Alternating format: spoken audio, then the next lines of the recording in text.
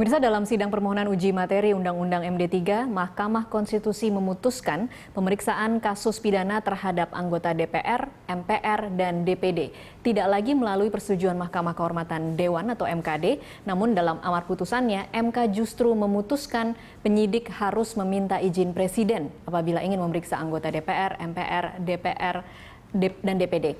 Apa implikasi utama dari putusan MK ini? Apakah dengan harus melalui persetujuan Presiden, proses yang harus ditempuh untuk memeriksa wakil rakyat yang terindikasi tindak pidana akan memakan waktu lebih panjang? Untuk membahasnya telah hadir bersama kami di studio pakar hukum tata negara Refli Harun. Selamat sore Mas Refli. Ya, selamat sore. Ya, terima kasih sudah hadir di studio kami. Sebelum kita bahas lebih jauh mengenai topik ini, kita akan menghadirkan grafik berikut. Ini adalah putusan dari MK atas uji materi Undang-Undang MD3, yaitu persetujuan tertulis dari Mahkamah Kehormatan Dewan dalam pasal 245 ayat 1 Undang-Undang MD3 diubah menjadi persetujuan tertulis dari Presiden. Keputusan ini dimaknai pemanggilan dan permintaan keterangan terhadap anggota DPR yang diduga melakukan tindak pidana sehubungan dengan pelaksanaan tugas harus mendapat persetujuan Presiden. Dan ini adalah pernyataan dari PLT Wakil Ketua KPK yang mengatakan bahwa korupsi sebagai tindak pidana khusus, jadi putusan MK sama sekali tidak berdampak pada KPK. Oke. Kita akan langsung tanyakan ke pakar hukum tata negara Mas Refli, apa benar statement tadi dari PLT pimpinan KPK bahwa undang-undang ini kemudian tidak akan berlaku terhadap kasus korupsi? Artinya kalau anggota DPR itu terindikasi korupsi, bukan berarti harus menunggu izin dari Presiden? Ya, sebelumnya begini, dalam kesempatan ini saya ingin mengucapkan dulu turut berbelasungkawa ya, karena saya kepada telah meninggalnya Adan Boy Nasution. Oke. Ya, saya cukup mengenal secara pribadi juga, jadi turut berbelasungkawa kepada keluarga yang ditinggalkan.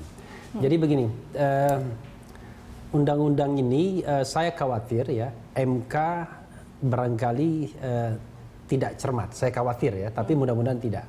Lalu kemudian DPR berbahagia, ya. Kemudian masyarakat mengeluh atau kecewa, karena kemudian kok DPR mendapatkan bunker untuk kemudian melindungi dirinya dari kasus-kasus. Padahal kalau kita lihat secara keseluruhan pasal 245 itu, sebenarnya ini signifikansinya tidak terlalu tinggi juga. Oke. Kenapa? Karena di pasal 245 ayat 3 dikatakan bahwa yang namanya permohonan izin yang sebelumnya kepada Majelis Kehormatan Dewan itu tidak berlaku untuk 3 hal. Pertama, kalau tindak pidananya itu tertangkap tangan, ya seperti Hairunisa dengan Akil Mukhtar kemarin.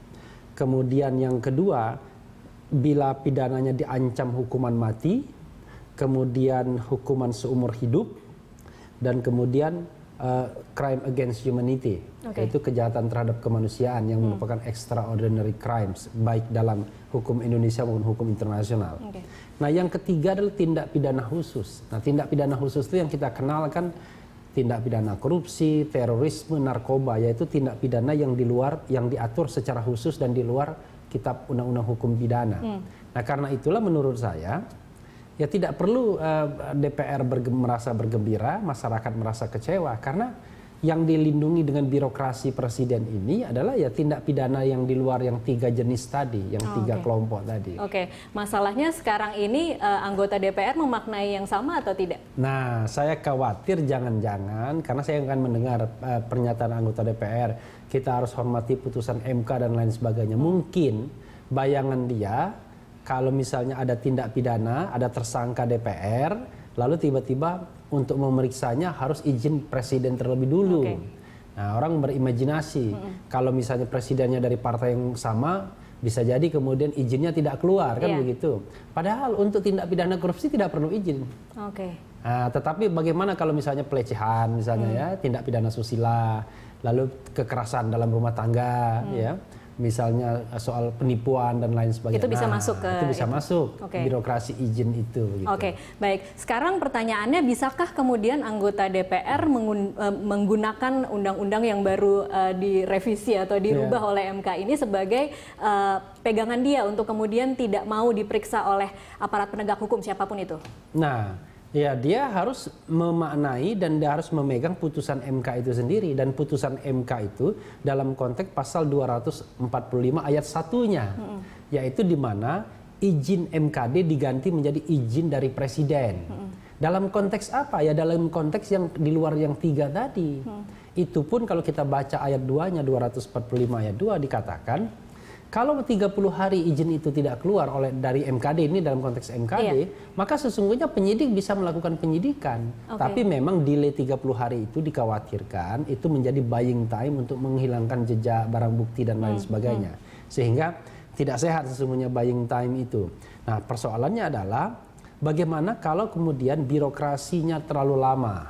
Memang dalam amar putusan dalam pertimbangan hukum MK dikatakan secepat-cepatnya dan lain sebagainya. Tapi kan ini kan birokrasi presiden. Tapi sekali lagi, kalaupun lama, tidak tersangkut dengan tindak pidana seperti korupsi. Yang penting itu sebenarnya. Oke. Apakah kemudian dengan seperti ini ada jaminan bahwa tidak akan lama prosesnya ketika ada peraturan baru bahwa presiden harus memberikan izin kepada kasus-kasus hukum? Ya, persoalannya lagi adalah apakah presiden bisa tidak memberikan izin. Nah, ini kan juga persoalannya. Menurut saya dalam konteks seperti ini, sesungguhnya presidennya hanya birokrasi saja. Ya. Memang dia diakui kapasitasnya sebagai kepala negara untuk memberikan izin atau tidak izin tersebut.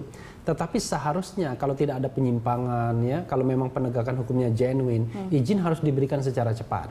Tapi kalau memang misalnya pentersangkaannya misalnya mengada-ada, ya, tidak genuine dan itu bisa dirasakan sesuatu yang merobek-robek rasa keadilan masyarakat. Ya, contoh lah misalnya penetapan tersangka Bambang Wijoyanto dan Abraham Samad kemarin, ya maka bisa saja kemudian subjektivitas presiden bermain untuk tidak memberikan izin. Toh itu aparat di bawahnya sendiri, kan begitu. Sayangnya undang-undang ini bukan untuk pejabat KPK tetapi. Iya, sekali lagi bukan sayangnya, bagusnya ya. Bagusnya artinya, untuk orang DPR. Iya, artinya dalam konteks ini KPK kan lembaga independen.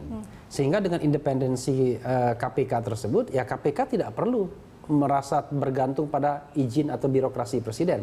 Tapi polisi dan jaksa untuk kasus-kasus tertentu yang non 3 tadi, ya bergantung pada izin presiden. Dan saya kira jaksa dan polisi ini kan di bawah presiden. Sehingga kalau seandainya mereka menetapkan orang bermain-main, katakanlah ingin hanya menggarap orang, ya kan, mentersangkakan orang agar orang tersebut bisa tidak menjadi apa misalnya kan, maka kemudian presiden bisa menyetop itu. Ini seperti fungsi hakimnya ada di presiden jadinya ya Mas Refli, menimbang apakah ini mengada-ada atau tidak. Iya, sebenarnya kalau semuanya itu lurus ya, memang penegakan hukum yang genuine, presiden tidak boleh menolak pemeriksaan itu. Tapi kalau misalnya penegakan hukumnya tidak genuine, pertanyaannya adalah genuine dan tidak bagaimana caranya. Kan klaim polisi misalnya dalam kasus Bambang Wijoyanto dan lain sebagainya selalu mengatakan semata-mata penegakan hukum. Tapi publik kan merasakan kalau itu sesungguhnya ada rekayasanya, ya kan? Sekarang kasusnya sudah 8 bulan ya sejak penangkapan Bambang Wijoyanto akhir Januari 29 kalau tidak salah. Ini sudah bulan 9. 8 bulan lebih belum jelas juga itu kasusnya dilimpahkan atau tidak ke pengadilan misalnya. Nah, ini kan padahal kasus ini kan terbilang kalau memang yang bersangkutan dianggap memang benar-benar melakukan tindak pidana itu kan sebenarnya kan tidak berat-berat amat pembuktiannya. Tapi ini kan termasuk Abraham Samad juga misalnya. Sampai sekarang tidak dilimpahkan. Nah, dalam kondisi seperti itu ya presiden harus tegas, aparat hukum tidak boleh menggunakan hukum ya kewenangannya untuk mengkriminalkan orang lain. Oke, baik. Mas Refli, ini kan kalau tadi Anda mengatakan yang paling berbahagia adalah anggota DPR. Ini sudah ada anggota DPR yang bergabung bersama kita di awalnya ya, tapi ternyata enggak juga. Ternyata enggak juga. Oke, kita tanyakan ke anggota DPR. Ada Riza Patria dari anggota fraksi Gerindra. Selamat malam, Mas Riza. Malam, gimana kabar? Iya. Kabar baik Mas Riza. Mas Riza, saya ingin minta tanggapan Anda terhadap putusan MK yang kemudian membuat aparat hukum harus minta izin presiden dulu jika ingin memeriksa anggota DPR, MPR maupun DPD jika tersangkut kasus pidana.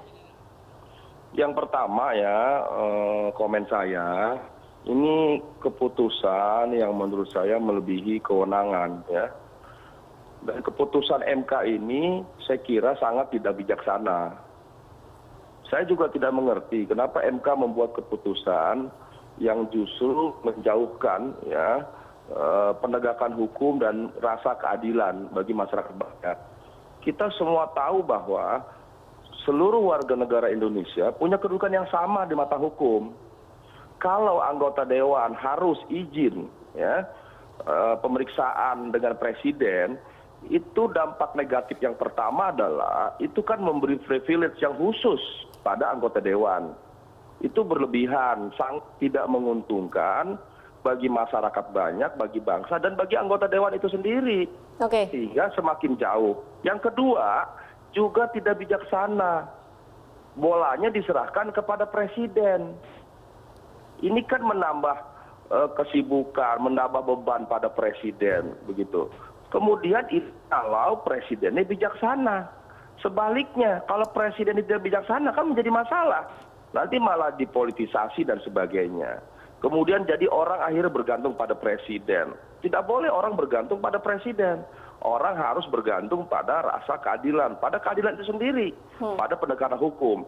Jadi ini tidak baik bagi DPR, tidak baik juga bagi presiden, dan tidak baik bagi bangsa Indonesia. Oke, Saya tapi pribadi kecewa dengan putusan MK yang seperti ini. Oke, Gitu loh. baik. Tapi mungkin rekan-rekan Anda yang lain, kalau kita lihat dari pernyataannya, komentarnya menyambut gembira dengan keputusan MK ini. Ya ini kan anggota dewan itu kan 560, punya hak konstitusi, ada hak pribadi, begitu kan diatur. Mas Refli lebih tahu, bisa menjabarkan. Tapi kami, saya pribadi dan fraksi kami, Gerindra, ya tentu kecewa dengan keputusan ini. Karena ini menjauhkan anggota dewan sebagai wakil rakyat.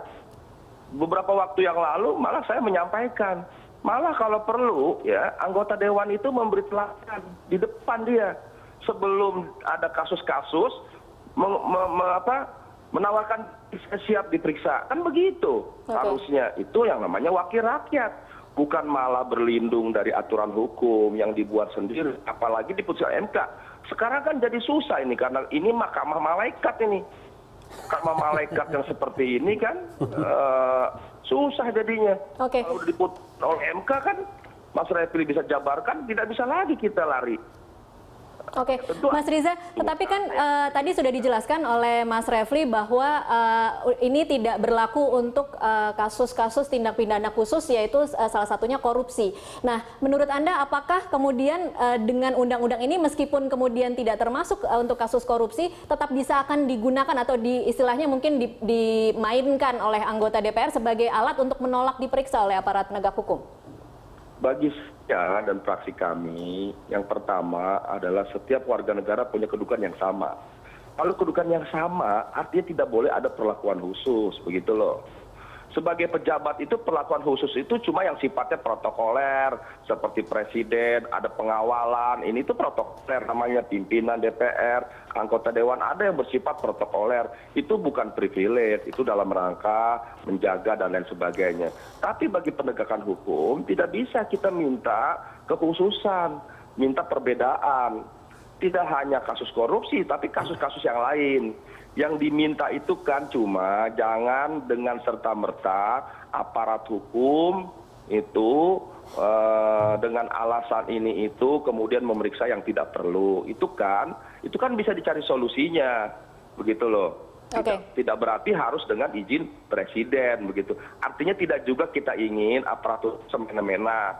Tapi kita juga tidak ingin bahwa anggota dewan diberi khususan yang luar biasa.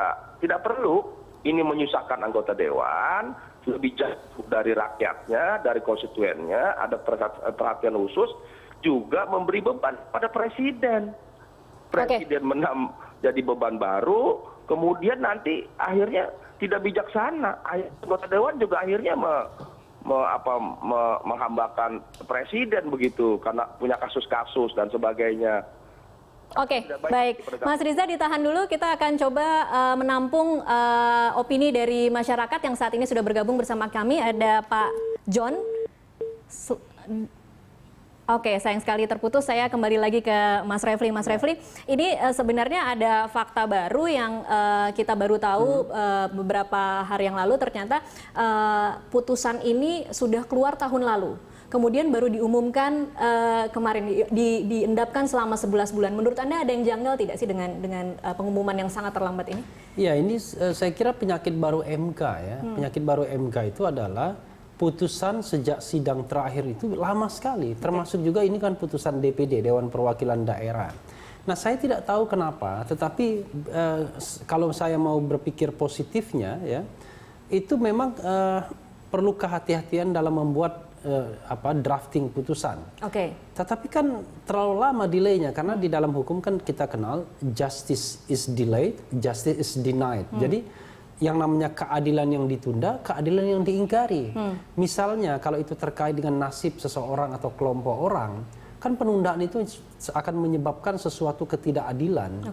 Karena akan lama sekali. Sebagai contoh misalnya ada anggota DPRD yang memperjuangkan posisinya misalnya. Sampai sekarang belum diputuskan juga. Padahal kalau diputuskan dan tidak diputuskan akan menentukan hidup dan langkah selanjutnya. Kalau dikabulkan dia akan menjadi mungkin anggota. terlalu banyak kasus di MK? Tidak juga. Kalau menurut saya kemudian ini mekanisme MK dalam membuat drafting putusan ini harus kemudian diperbaiki, dibuat mekanisme yang jauh lebih baik, dan MK harus berkonsentrasi kepada core bisnisnya. Core bisnisnya. Apa core bisnisnya? Menerima, memeriksa dan memutuskan perkara. Yang lainnya itu sebenarnya tambahan, termasuk mungkin studi banding, kunjungan, memberikan ceramah, mendatangi orang menikah dan lain sebagainya. Itu semua aksesori yang kemudian bukan core bisnis. Baik. Nah, core bisnis inilah yang harus diutamakan. Dan saya kan mantan orang MK, pernah menjadi staf khusus, ahli di sana. Saya melihat kadang-kadang dari struktur yang ada, kepegawaian itu mayoritas tuh yang non core bisnis justru.